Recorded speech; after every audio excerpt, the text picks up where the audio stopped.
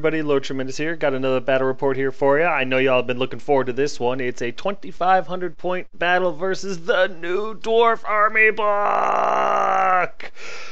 Yep. One of my buddies picked them up. He was putting them together all day. Came over to the store on the 22nd. He was putting them together all day, and he got a bunch of them done. There is a little bit of proxy going on in here. Mostly with dice. You'll see what I mean in a minute, but it doesn't really affect the game or anything like that. It's very fun.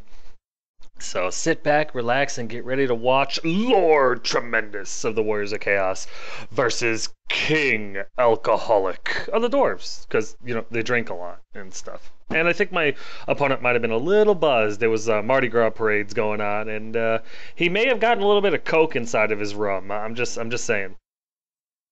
Here's my list. This list has changed up because I have dropped the Demon Prince due to, if you watch my Dark Elf battle reports against, well, there are battle reports I have against Death, Holy Death. I have lost, it's self-imposed of course, I have lost the permission from myself to field the Demon Prince until I learn how to play him better.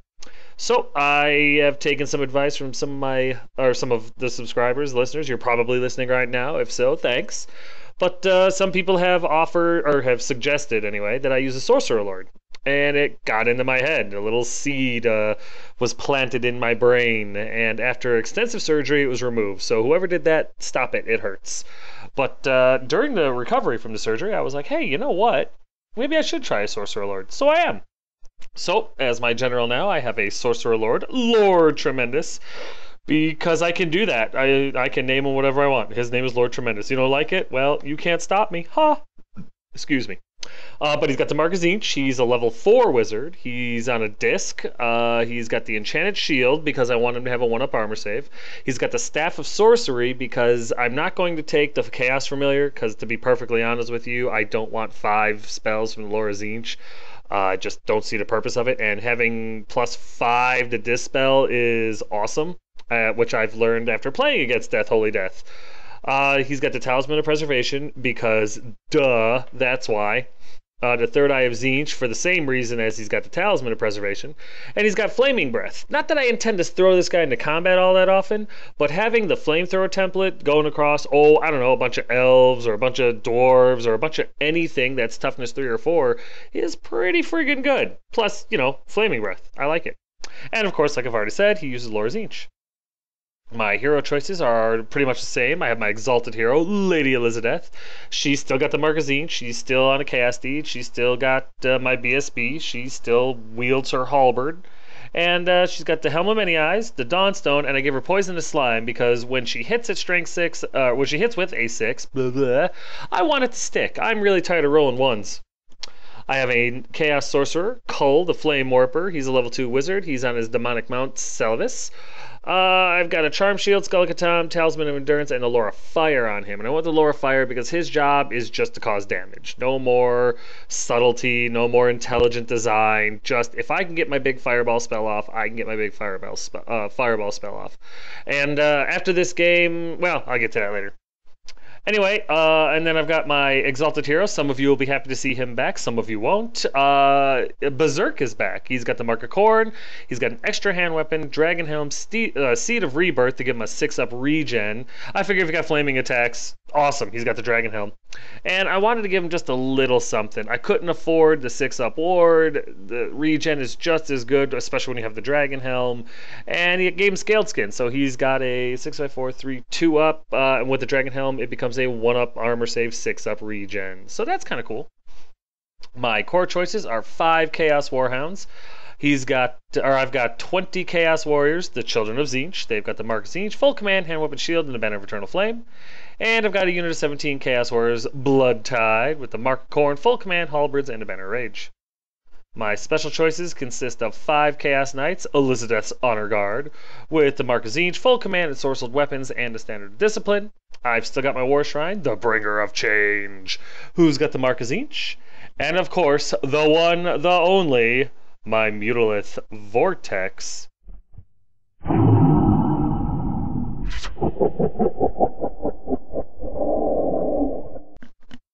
Gotta love the beast. my opponent's list, and yes, I do realize that a few of the runes are wrong. I do realize that there's some mistakes made in this list.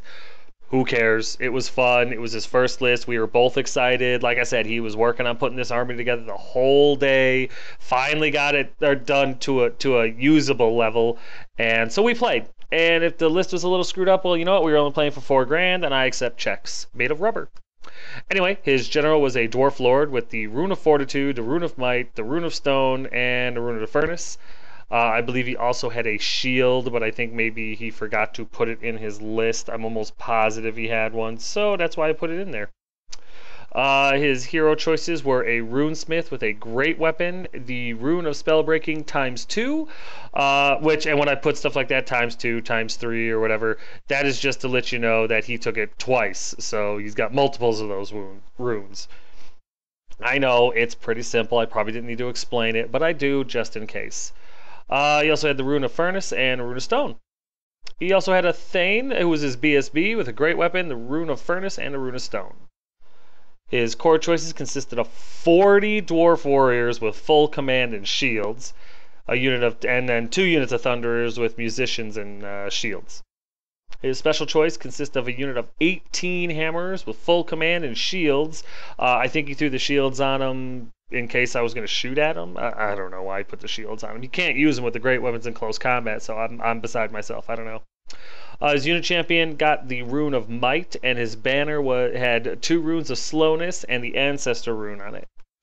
Then he had 2 cannons. The first one had the rune of foraging and the master rune of immolation, and the second one had the rune of foraging and the rune of burning. He then had 2 bolt throwers. The first one had the rune of penetration, the rune of accuracy, and the rune of burning, and the other one had the rune of penetrating, the rune of accuracy, and the rune of seeking. His rare choice consisted of a gyro bomber, and guys, now that I've seen one in real life, I know I'm going to buy one because they are so cool. I don't care what anybody else has said. I don't care what your personal feelings are with the gyro bomber, to be honest with you. They are so cool. I can't wait for him to paint it up because it's going to be really cool to look at. He's a good painter, though, too, so that's going to help. But yeah, at the very minimum, if I don't start playing Dwarves, I'm going to definitely buy the gyro bomber just simply because I really like that model. Here are my spells: 4 from Tzeentch, 2 from Fire, 1 from the Shrine, and 1 from the Beast. Obviously, there's no dwarf spells, so here's deployment. As you can see, we're a little denied flank here. This is on the dwarf. He placed first, and so I followed him. But yeah, his first unit that he placed was his unit of Thunderers in the middle there.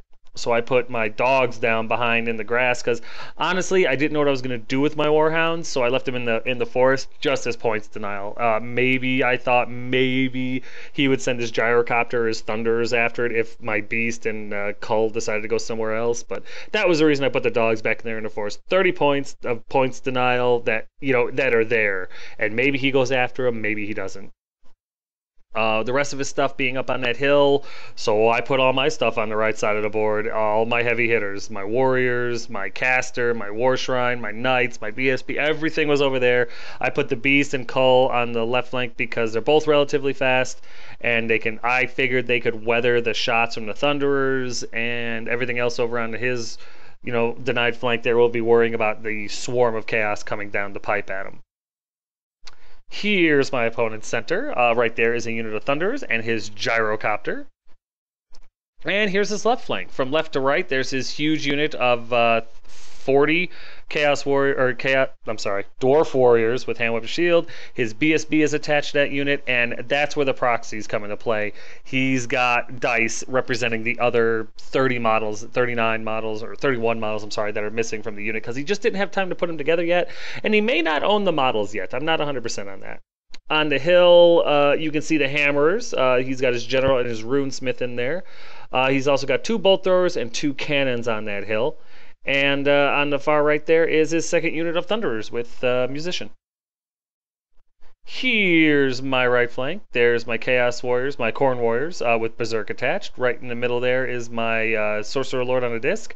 That is the model I'm using for this game. I have actually made, I like the Sorcerer Lord, so I have made a conversion model that I'm actually pretty happy with. So in the next, maybe not the next battle report, the one after that, hopefully you guys will be able to see it, and it won't be painted, but it'll be cool to look at.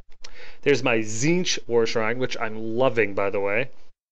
There's a solid brick of Tzeentch Warriors right there. And next to them is my BSB and my Knights. And there's my center with the Beast, Cull, and Doggies! So, here's top of one after movement, and as you can see, I no-go first. I never no-go first. Well, I never not no-go first. There, triple negatives, beat that. Anyway, he doesn't move a whole lot. Oh wait, yes he does, he's Dwarves. There, march 6 inches, yay! I think the Hammers move forward and the Dwarf Warriors move forward a little bit. They may have marched off full 6, I really can't tell. And then his gyrocopter ran over to the side, getting ready to fly over Cull or the Beast or whatever I was going to do.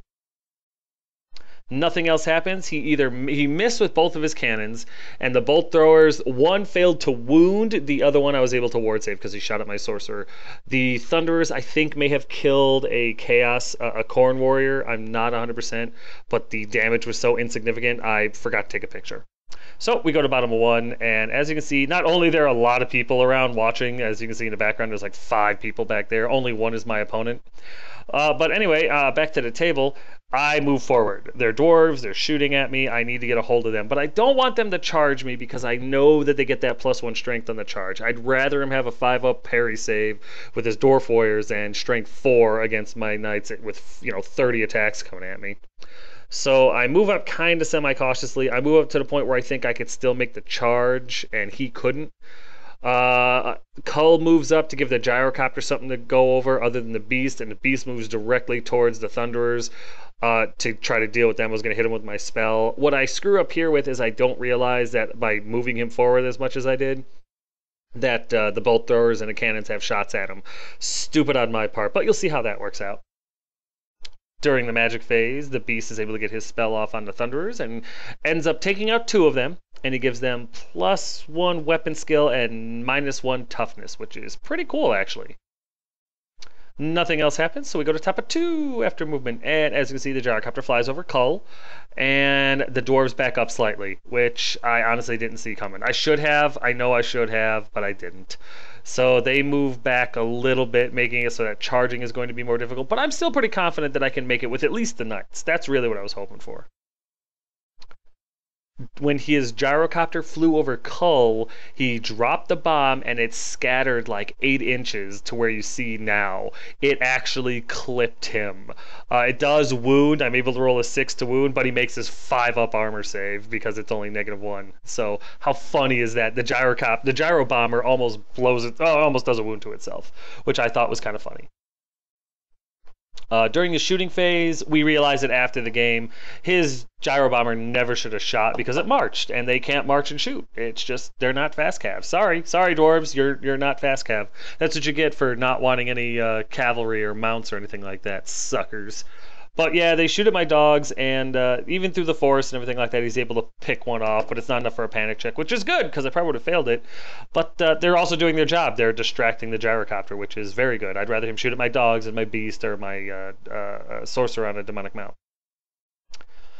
Speaking of shooting at the beast, the Thunderers take a bunch of shots at the Mutalith, and they're able to slip a wound through, which kind of sucks. And then the other Thunderers fire and shoot 2 warriors off the table, which means I was wrong earlier. They did not kill any of my warriors earlier. But yeah, they get two of my warriors dead, and that's a damn shame. Then his flaming bolt thrower rears its ugly head and puts 2 more wounds through on my Mutalith, which shocked me.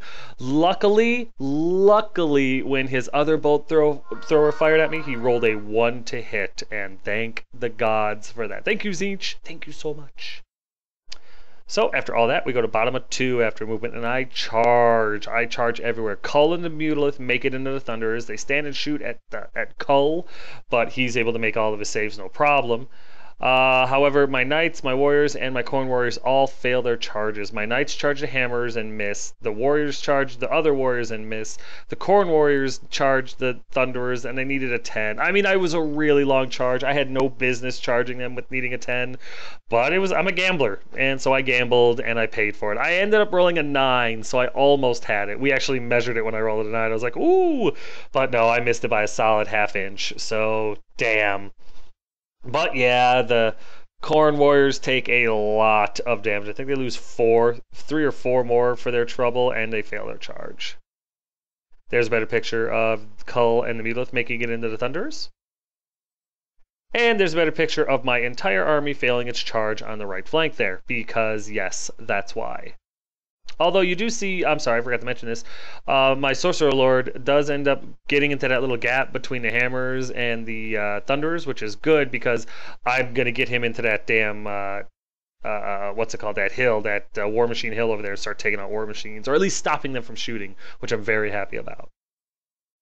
During my magic phase, I'm able to get Fulminating Flame Cage off on them. I kill like 2 dwarves with the D6 strength 4 that auto happens, but now if those suckers move for any reason, the whole unit takes strength 4 flaming hits, which is awesome. Yeah, I know they get like a 6-up ward against it, and you know they'd get a 6-up, maybe a 5-up armor, but bottom line is 38 guys, well 39 guys plus, well no, 38 guys plus the Rune Smith is going to take a strength 4 hit. That will core the unit. I don't care what kind of math you use. I was really hoping they were going to try to charge or move or anything. During combat over here, I'm only able to kill like 3 of the gunners. I don't do very well. They're steadfast and they stay, and I think the beast even takes another wound. So they do end up sticking it out, but at least they're not shooting at me anymore, and they can't. My beast and my sorcerer can't be shot at anymore. So that's something. So we go to top of 3 after movement, and as you can see, the dwarves back up a little bit more, with the exception of the dwarf warriors. They don't move. I tried to encourage them to move. I really, really did. I was like, go ahead, move and see what happens. He was like, nah, I'm good. I was like, go ahead, move your BSB over, you know, do something like that. Move him any reason. And he was like, no, I'll stand. I was like, aw. So they stay right where they are. His gyro bomber flies around, makes his, you know, like he can't be march blocked, right? He's relentless or whatever. So he flies around to look at my knights and harass them a little bit. And other than that, nothing happens. During his shooting phase, the bolt thrower right in front of my guy, it slips through my ward save. I roll a 2, and I'm like, oh no, he's going to do 3 wounds and kill my Sorcerer Lord. He rolls a 2 and only does 1 wound to my Sorcerer Lord. I got so effing lucky. If he had rolled a 5 or a 6, it'd have been over. So, yeah, speaking of which, I'm sorry I didn't mention this before, I forgot. When we rolled for the Dwarven, or for the Grudge, whatever, the Dwarven special rule, where to see how much, he rolled a 5, so his whole army hates my army. So, yeah, sorry, I know, it's like, oh wow, that's a weird place to put it in the damn battle report, but, well, I'm an idiot, so I apologize. Right here, during his shooting phase, he obliterates 2 knights, 4 Tzeentch warriors, and 4 or 5 corn warriors. I'm in a mother effing shooting gallery over here. Not to mention the wound he did to my Sorcerer Lord. Holy God. First of all, let me just say I have underestimated ballistic skill 3 shooting, okay? Let me just get that out there right now. Second of all, bolt throwers are 10 times more accurate and 10 times more dangerous than any cannon. And they're also a lot cheaper. Yeah, so if you were ever thinking that maybe I'm trying to save points, but I still want War Machines, really look into bolt throwers, because they're friggin' amazing, terrifying, and dangerous. Just thought you should know. Over here in combat, my beast and Cull are able to finish off the last 5 dwarves. They don't break, they get killed. So, not as fulfilling as killing an elf, but you know what? They aren't on my team. I'll kill them anyway. So, we go to bottom of 3 after movement, and as you can see, I make some charges. The knights, the warriors, and the beast all charged the dwarf warriors because they couldn't flee, and if they did, but only the knights and the warriors make it. The Mulith fails, which wasn't a huge big deal, but it would have been nice if he had gotten in there. Meanwhile, my corn warriors, they lose another 2 or 3 models and fail their charge again. So, single-handedly, the Thunderers are killing my Corn Warriors, which are almost triple their points. And then the War Shrine turns around and looks at the gyrocopter, and the reason I do that is because I was hoping his hammers would charge my my War Shrine. That's why I gave him the flank right there. I was hoping he would charge my War Shrine and try to run it down, or basically just put him out of position, because I didn't want him going into my Corn Warriors or my Tzeentch Warriors. I was hoping that he was going to think, oh, look, there's a War Shrine right there. Charge it, and when he flees, I'll just redirect in 20 other units. I was like, nope, take the War Shrine. And I'll save my warriors and stuff like that when you hit it. If he breaks and you go after him, great. You're not going to... I was hoping he wasn't going to kill him. He does have a 3-up board save, but it was going to be a lot of strength 6 attacks. He's toughness 5, so it would have been a little bit more difficult for him to kill me. Maybe. I think his Dwarf Lord had that toughness or strength 10 or whatever against toughness 5 or above. But anyway, that was my gamble, and I took it. And you'll see how that works out in a minute. Other than that, Cull runs around to get into position to charge the Bolt Thrower next turn, and my Corn Warriors, you know, they're just in a shooting gallery. Meanwhile, the dogs stay. There's a better picture of the Corn Warriors failing their charge, which is just phenomenal. And there's a better picture of the Knights and the Warriors make it into the Dwarf Warriors, and the Mule failing, because, well, it happens. Oh yeah, I forgot. My Sorcerer Lord charged into the cannon finally. Yay, I'm an idiot. I'm sorry. During the magic phase, I was able to get treason off. I forgot to take a picture because that was the only thing that occurred. However, during the combat, I flub with my Tzeentch Warriors really bad. My Knights do really well. They kill 8 or 9 guys. Lady Elizabeth and the Knights, they kill 8 or 9 guys, take no wounds in return. The Warriors only kill about 4. With 16 attacks, I really, really needed them to do a lot more. Lady Elizabeth issued a challenge. His BSB went to the back, so that was cool. But I kill...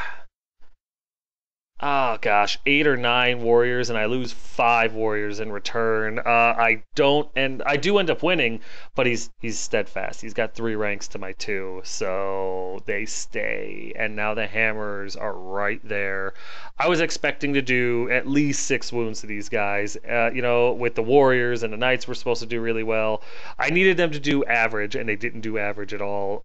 In order for him to not be steadfast, I was also expecting to not lose 5 chaos warriors. I expected to lose maybe 2, so that sucked. He's steadfast and he stays on a 9, and yeah. So we all know where those hammers are going next turn.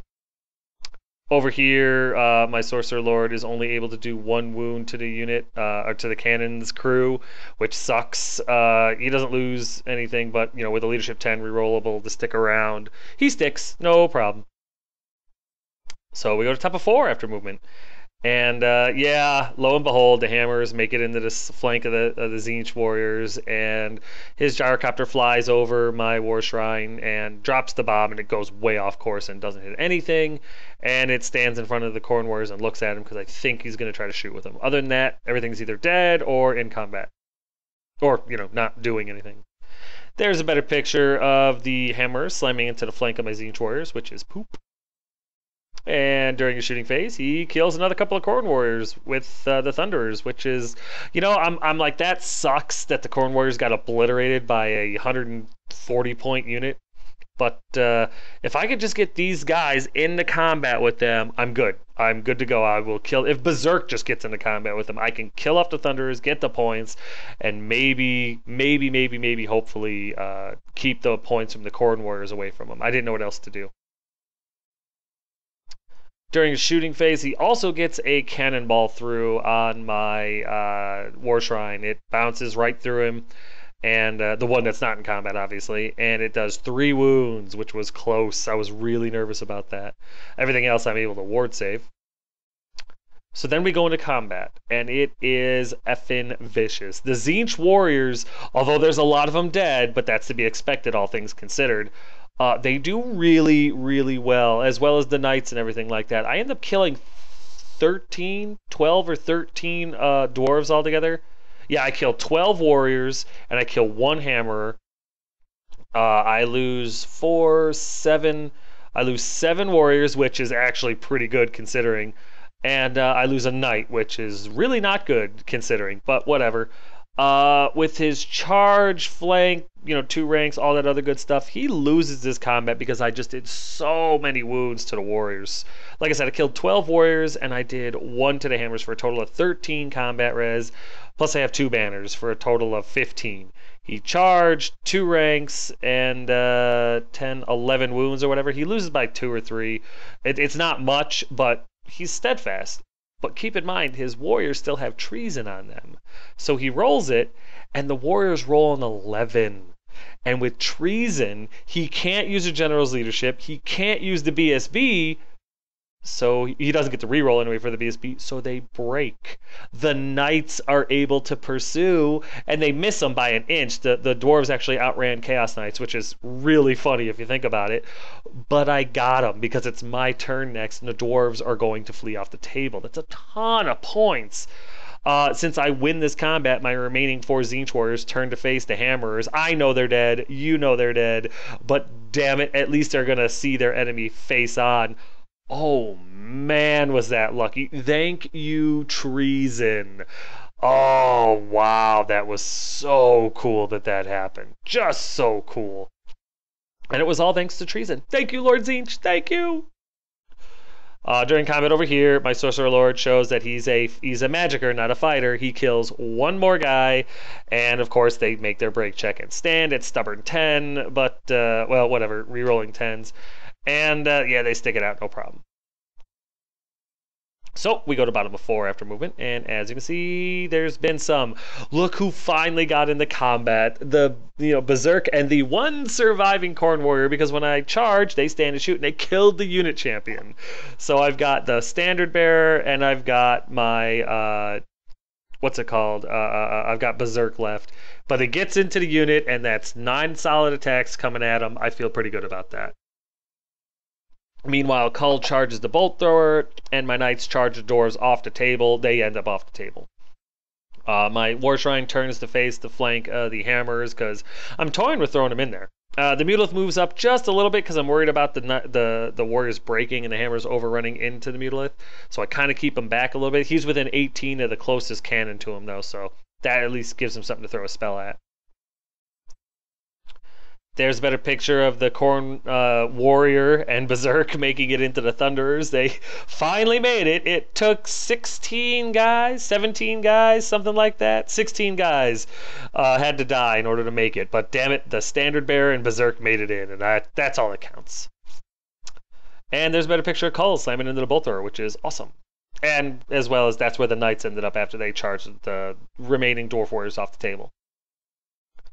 During my magic phase, I get fulminating flame cage off on the warriors or on the hammers, and that is just so that if they do break me in combat, they will pay for it if they pursue. Because keep in mind, hammerers only have a 5-up heavy armor save. They do not have Grommel armor. I know what you're thinking. Yes, they do.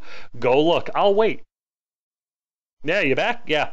Heavy armor. He did take shields on them, but he's in close combat, so he can't use the shields. Well, maybe he could. Maybe he could, since he'd be out of combat.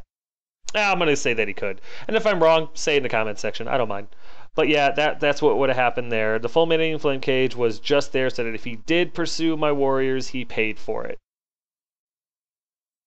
And then over here, I get treason off on these guys again, because honestly, I had a couple of dice left. I figured, why not?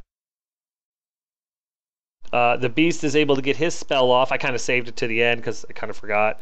I saved 1 dice for each. The Mutalist spell got 1, and the War Shrine got 1. I didn't get the War Shrine spell off. I rolled like a 2. And then with the Beast, though, I rolled a 6. He had dispelled something else. I don't remember what it was. But yeah, it made him stupid. I don't do any wounds to the cannon, but I rolled a 2, so now the cannon is stupid, which is something. It's leadership 9 or 10, so it's probably not going to succumb to it, but hey, he's got to make that roll, and as we've seen, he can roll an 11 or 12 for leadership. Over here in combat, Kull is about as effective in combat, and this one is my Sorcerer Lord. He's a Chaos Sorcerer on a Demonic Mount. I think the Demonic Mount actually did the wound, but I kill 1 of his crew. He loses by 2. They're stubborn. They stick. And then over here, I don't do well at all. I kill 1 Thunderer. I flub spectacularly. And to make matters worse, my last Khorne Warrior dies.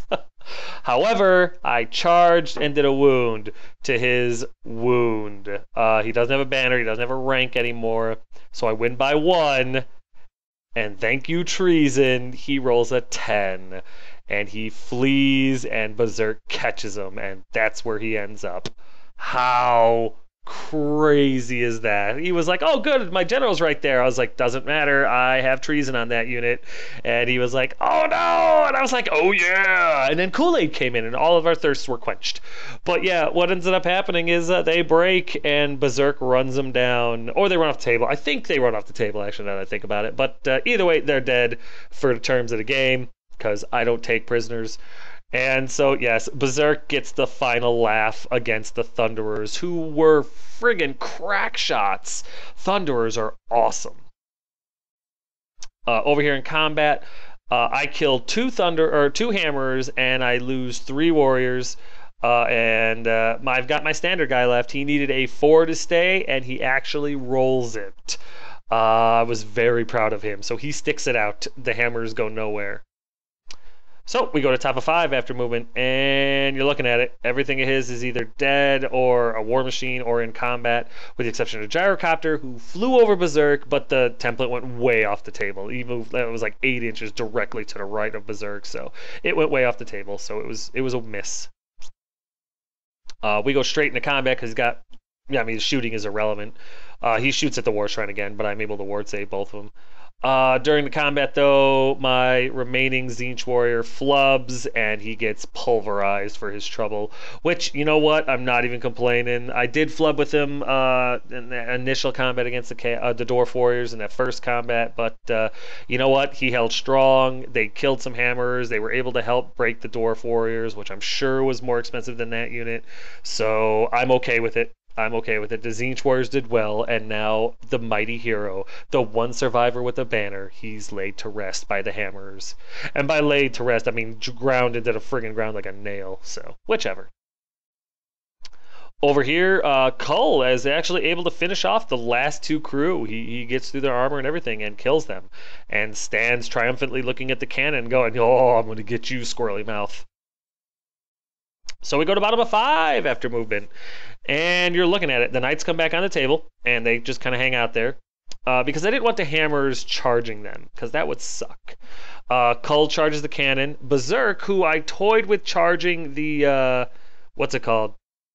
The Gyrocopter. The Gyrocopter last turn shot at him and actually did like 2 or 3 wounds to him, and I made all 3 of my armor saves, which was really, really lucky. Berserk then got shot by the flaming bolt thrower that hit and wounded, but it's the flaming bolt thrower. And what does Berserk wear? The dragon helm. That's right. And what did I roll? A 2. So my opponent goes, what are you rolling for? He was like, you don't get your regen. I was like, nope, but I get my 2-up ward save from the dragon helm. And he was like, oh! And I was like, oh yeah! And we got more Kool-Aid, so that was kind of nice. Other than that, my Sorcerer Lord runs over to the flank of the hammers because he's got Flaming Breath, and that's really cool, so I'm going to use it. And other than that, the Mila stays right where he's at because I don't know about those hammers. Well, I'm sorry, I wasn't. Yeah. So anyway, we go. Sorry, completely off track now. So here's a better picture of Kull and Berserk slamming into the final 2 War Machines because War Machine Hill must burn. It's the way Tzeentch would want it. My magic phase doesn't do anything. He's able to stop it, and which is very impressive. It was also kind of a lower one. But I go into my shooting phase and I use Flaming Breath, and right here, the way the template is handled, I always give the template to my opponent when it's on his side of the table. It's a trust thing. That way nobody can say, oh, you're giving yourself extra models or whatever. Not that anybody ever has, but that's because I give my opponent the template. Right here, I didn't notice it until we had already started rolling for dice. We catch it and we fix it, but that's actually an illegal placement because I moved my War Shrine up and the tip is actually touching the War Shrine, so you can't do that. So we actually angle it to the right and I don't get nearly as many hits, but if I hadn't been stupid and moved the War Shrine up like I did, I would have hit all but 2 of the hammers, 1 or 2 of the hammers, I can't remember how many. So that would have been a much better hit had I not moved the War Shrine forward. As it was, I ended up still getting like 11 or 12 of them, so that was pretty cool. When everything is said and done and armor saves are rolled, 4 hammers die, which means that back rank is now evaporated, which I'll take, and they pass their panic check, no problem. Over here in combat, Cull and his demonic mount kill 3 of those guys, no problem, and they take a wound though. He's able to slip a wound through. Well, that's what happens. The cannon's got the immolation thing. I win this combat, sets off the immolation room, and he does like 7 hits to me, and 1 gets through. It's almost enough to kill Cull, but not quite. He's got 2 wounds on him thanks to the demonic mount. So he goes there, he tries to overrun into the thing with Cull, but he doesn't make it. But it doesn't matter because Cull is easily able to finish off the last 3 little bastards, no sweat with 6 attacks, and turns around triumphantly looking at the hammers, who he is really considering charging. Due to our excitement and the lack of anything really interesting happening during the top of 6, I forgot to take a picture because it was over really quick. He's got no shooting left other than the gyrocopter. The gyrocopter flies over, I want to say Lord Tremendous. I'm not sure exactly what he flies over, but he misses again. It completely goes offside, and so we took no picture because we were in bottom of 6 faster than I remembered. So here you go. Here's bottom of 6, and as you can see, Cull tried to charge the hammers and failed. The Mutila tried to charge the hammers and failed. So my Sorcerer Lord, my War Shrine, and my Knights with Lady Elizabeth all charge into the hammers. My Knights did try to charge. I think they tried to charge. No, there's no way they did that. Never mind. So yes, they did actually, because the gyrocopter flew 20 inches over to face the to fly over something that was in the middle of the table. I can't remember what exactly, to drop a bomb and failed. However, my Knights charged a gyrocopter, which fled. They redirected it into hammers and made it. So yeah, now that's way more complicated than it needed to be. Meanwhile, Cull ran over and was going to try to magic the gyrocopter off the table. And that's pretty much that. That's how it was going to go. I was going for broke. I was going to try to wipe the dwarves off the table. Here's a better picture. Everything that made it into the hammers. I've got my War Shrine, I've got my Sorcerer Lord, and I've got my Knights with my BSB in there. During the magic phase, the War Shrine gives my BSB and my Knight unit champion something to think about.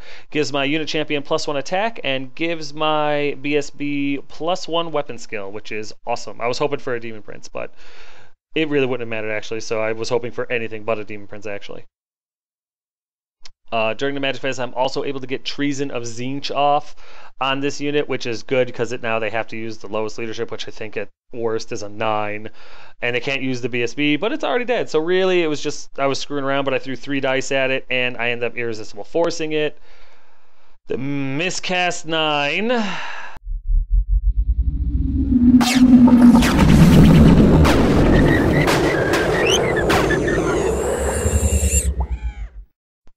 Ends up not doing anything. Both Cull and my Sorcerer Lord are either... I think my Sorcerer Lord makes his ward save, and I think Cull, it doesn't wound because he takes a strength 6 hit. So that worked out kind of nice, but it ends my magic phase. So then we go straight into combat, and my Knights... Lady Elizabeth gets into combat with his Dwarf Lord, I think? Or maybe his Thane. No, not his Thane, his Rune Priest, Runesmith.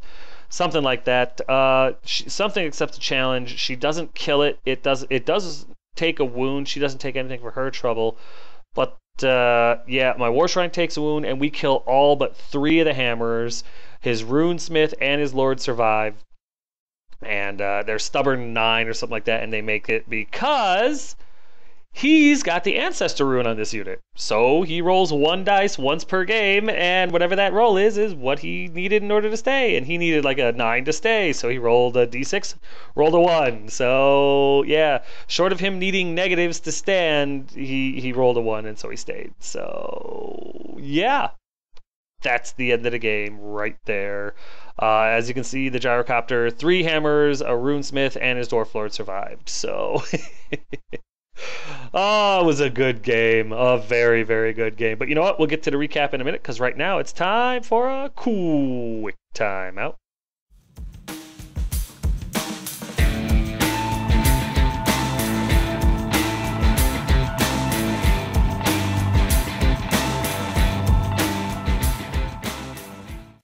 Token time, everybody. Tokens.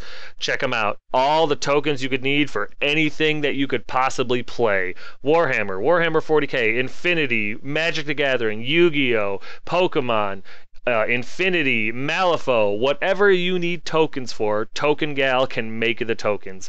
They're dirt cheap, guys. No more than $8 for a set, but they're solid gold quality. I mean, these are glass beads. They magnify the picture and the words. You've got wound counters. You've got status effects. You've got spell effects.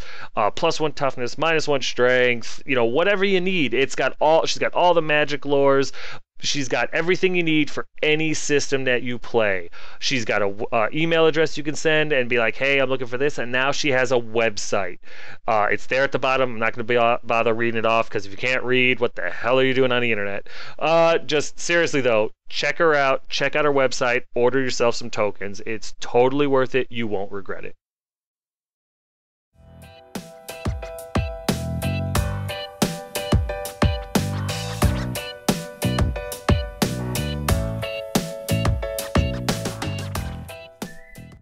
Hey guys, I know I've already talked to you about this before, but you should really check these pictures out because they were all painted, including my model, by Unleashed Wargaming. And they have their email right up there at the top of the page, and they've also got it down there. They got a YouTube channel.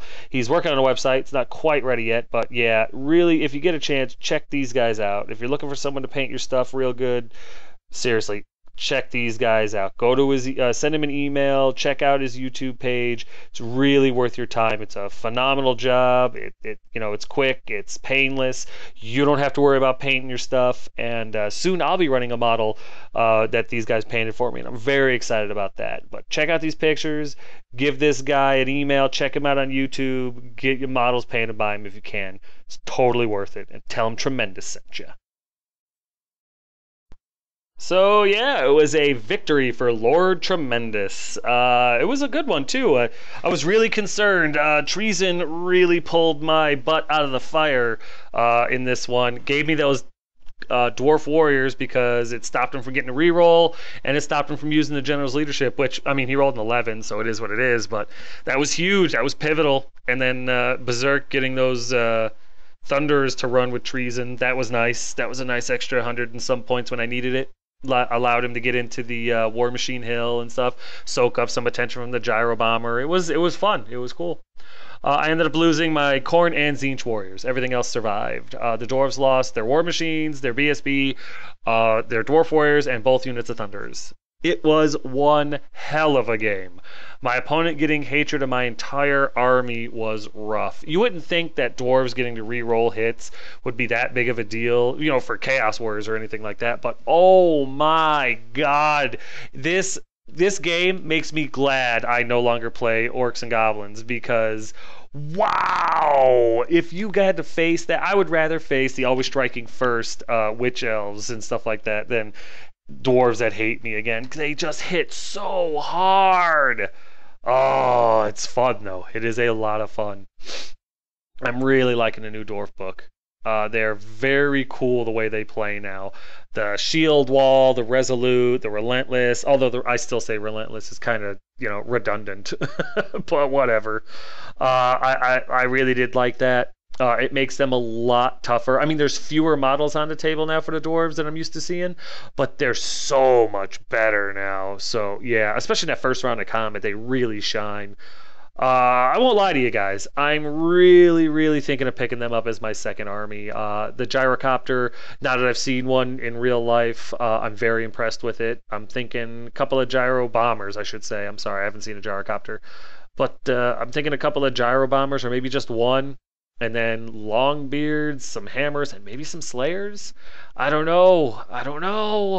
But I'm thinking about it. I'm thinking I like dwarves anyway, so playing them as a second army. I mean, of course, my first love is Warriors of Chaos. So even if I do pick up the dwarf army, number one, it's months away because I'm not going to spend $600 to get my army together overnight. And number two, I really love Warriors of Chaos. So if I do get this second army, we're talking summertime before you see a battle report with them. But I'm toying with the idea. But I'm very, very much looking forward to playing against these little guys again. I don't mind who I play. I don't care when I play, but hopefully a lot of people pick up the Dwarves and get some games in against me because I'm really, really liking how they play. It's really fun. But as always, my opponent was fantastic. The game was great, and I'm looking forward to the rematch. But yeah, guys, that's going to do it for Battle Report 105. I hope you guys are enjoying these things as much as I'm still enjoying these things because these things be fun. As always, though, if you have any questions, comments, concerns, or complaints, feel free to put them in the comments section below, and I will get back to you as quick as I can. But yeah, guys, thanks.